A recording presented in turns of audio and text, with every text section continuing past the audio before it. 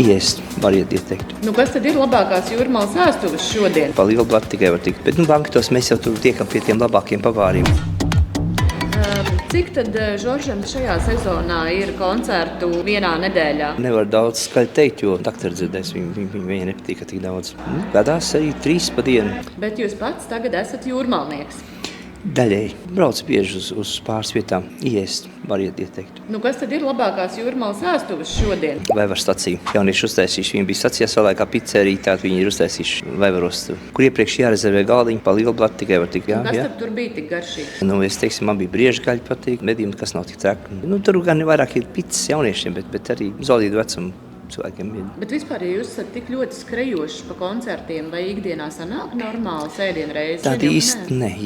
Jā, es esmu iecienījis, man tie populārākie, protams, ir balzāmbārs, joprojām vecīgā, top. Bet banketos mēs jau tur tiekam pie tiem labākiem pavāriem, kā Zommers vai no pavāru mājas, tāda izcils virtuves.